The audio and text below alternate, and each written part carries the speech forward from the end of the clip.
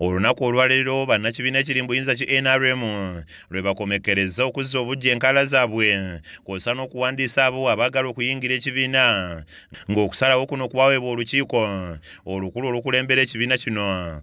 Tutuuseeko e Masuulita ekiri mu disitulikiti y'e Wakiso ng'eno ssaabawandiisi w'ekibiina kino mu tawuni kanso eno Batanda Mary awanjagidde abakulembeze mu kibiina kino okwongerayo ennaku ez'okwewandiisizaako kubanga abamemba bangi mu misoso gy'ebyalo baakategeera ku nteekateeka eno. Ono enkola ey'okulangira ku ZTV, radiyo kw'ossa n'empapula z'amawulire agamba nti si ye yandibadde entuufu okumanyisa abantu ku nteekateeka eno kubanga abantu bangi mu byalo abatalina mpuliziganya ezo.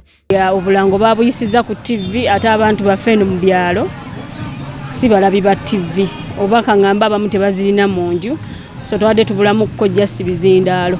Bino olugudde matu ga ssentebe wa NRM mu Masuulita Muwada Namwanja afuniddewo ebizindaalo n'agenda ng'amanyisa abantu ku nteekateeka eno era ng'abantu oluwulidde ne beeyuna ebifo ebyateereddwawo okwewandiisa. Abasinga tebakitegeera bwe batunulira NRM bamanyi okukyawa omuntu ng'omu ne batamanya bulungi bwa pate butuukawa.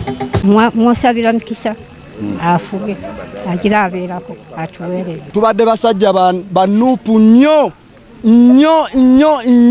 ngera tebatujja ku nuupu naye chairman waffe Muwada yatwagaza ekibiina kya NRM. Muwada asabye ssentebe wa NRM mu ggwanga Gen. Yoweri Kaguta Museveni okussa amaanyi mu kubangula abakulembeze balonda kubanga bangi bali mu ofiisi naye nga tebamanyi kyakukola. Ensobi ya President Museveni tewali muntu mulala gwe tublaminga yeye awa abantu ebifo natasooka kugenda kubasomesa kubanga bonna bye bakola si bandibadde bakola. Olwaleero bovaayo n'onkwasa ofiisi ng'ate ofiisi ate kontana na ofiisi ate yeemu ate ono no blaming ono nti temwawadde bikozesebwa wansi.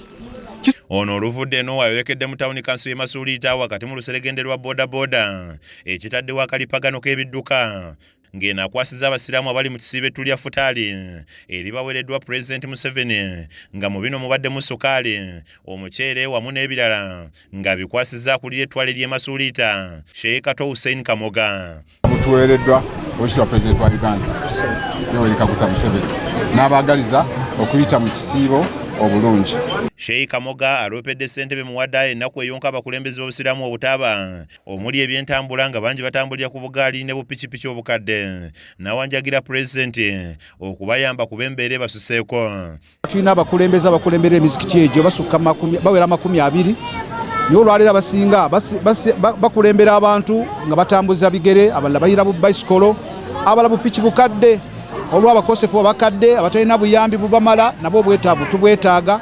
Kyokka abasiimye pulezidenti olw'ebyo byakoledde abantu b'e Masuulita era ne bamuwanjagira okwongera okubalowoozaako ku ky'eddagala mu malwaliro. Museveni olw'okujjukira bannabusiro naddala ab'e Masuulita okutuddiza ssente zino zibeere nga ziyamba abasiraamu era n'okusuubira abasiraamu. Okusookera ddala twagala okwebaza Pulezidenti Museveni olw'okutulondera omusajja ono n'amuteeka e Masuulita chairman Muwada Namwanja. Ekyamazima abaddewo nnyo ku nsonga z'abannamasuulita n'eggwanga lyonna. N'abakyala abasiraamu nabo baliko obulumi bwabwe banjudde ne basaba omukulembeze w'eggwanga okubalowoozaako nga buno mwe muli obwavu obususse ng'ekyokulya n'ebisale by'essomero nabyo tebirabikako. N'abaana bamulekwa tubalina bonna beetaaga buyambi.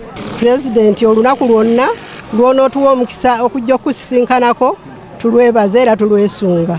Kizza Peter yakusakidde eggulya lino ku lwa KSTV Agaleero.